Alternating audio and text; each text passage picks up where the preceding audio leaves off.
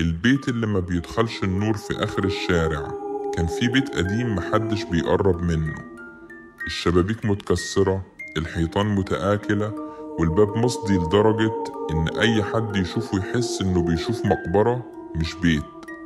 الناس في المنطقة كلها متفقة إن المكان ده ملعون، بيتقال إن أي حد دخل فيه عمره مخرج زي ما كان. في يوم من الأيام شاب اسمه خالد قرر يكسر القاعدة دي. هو وأصحابه كانوا عايزين يصوروا فيديو غريب للتيك توك علشان يثبتوا إن الكلام ده مجرد أوهام. كانوا بيضحكوا بيهزروا ومفيش أي خوف ظاهر على وشوشهم. لكن أول ما خطوا جوه البيت الدنيا كلها اتغيرت. الهواء بقى تقيل بشكل يخنق، ريحة عفن مليه المكان كأن البيت ما اتفتحش من قرون. خالد كان ماسك الموبايل بتاعه والنور شغال، وفجأة الكاميرا وقعت من ايده من غير ما يلمسها. الكل سكت لحظة وبعدها ضحكوا وقالوا يمكن ايده زحلقت. لكن الضحكة وقفت لما واحد من أصحابه أقسم إنه سامع خطوات تقيلة جاية من فوق، مع إن البيت من بره واضح إنه دور واحد بس. اللحظة دي كل واحد فيهم بدأ يشوف حاجة مختلفة. واحد شاف بنت صغيرة قاعدة في الركن عيونها سودة وما بتتحركش. التاني سمع صرخة مكتومة كأن في حد بيتعذب في أوضة قريبة. وخالد نفسه حس بإيد باردة شدت هدومه من وراه، لكن أول ما لف مفيش حد. فجأة نور الموبايل طفى لوحده والجو بقى ساكت بطريقة مرعبة، كأن المكان ابتلع أصواتهم. بدأوا يتحركوا بسرعة ناحية الباب علشان يخرجوا، لكن المفاجأة إن الباب اتقفل من جوه ومش راضي يتفتح. خالد شد المقبض بكل قوته لحد ما إيده اتجرحت من الصدأ، لكن الباب ثابت كأنه متعمد يسجنهم. لحظتها ظهر ظل طويل وراهم ماشي معاهم، كل ما يلف ويختفي، لكن الإحساس بوجوده كان بيخلي قلوبهم تدق بسرعة جنونية.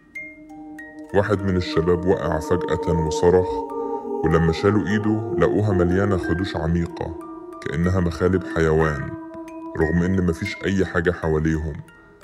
الكل قرر يطلع يدور على مخرج تاني، وهنا شافوا حاجة مستحيلة. سلم خشب قديم طالع لفوق، مع إن البيت من بره مفيهوش دور تاني أصلا. السلم بيصرخ تحت رجليهم مع كل خطوة، ومع كل صرخة كانوا يسمعوا وشوشات غريبة بتتكرر: ارجع ارجع. لكنهم كملوا لحد ما وصلوا أوضة غريبة مليانة مرايات مكسرة. خالد وقف قدام واحدة من المرايات ولاحظ إن صورته ما بتضحكش زي ما هو عامل، وصورته من غير عيون.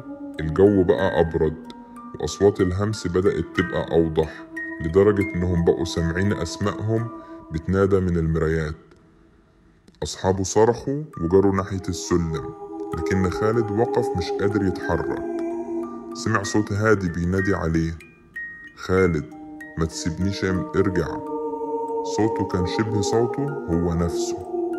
أصحابه لقوا الباب الرئيسي مفتوح فجأة، جريوا بسرعة وخرجوا، لكن لما بصوا وراهم شافوا خالد واقف قدام المراية، عينه فاضية وما بتتحركش. في لحظة النور كله اختفى، البيت غرق في ظلام كامل، والباب اتقفل وراهم بقوة هزت الشارع كله. ومن الليلة دي محدش شاف خالد تاني. البيت لسه واقف مكانه مظلم زي ما هو، وكل اللي يقرب منه يحس إن في عيون بتراقب من الشباك.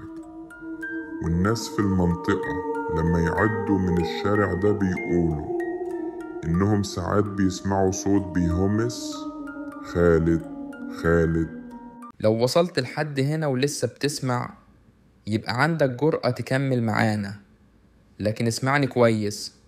قصص الرعب اللي جاية على قناة انكسار أعمق وأخطر من اللي سمعت دلوقتي. قبل ما تخرج اضغط اشتراك وفعل الجرس علشان لو فاتك الفيديو الجاي يمكن تسمع الحكاية في بيتك بدل الشاشة.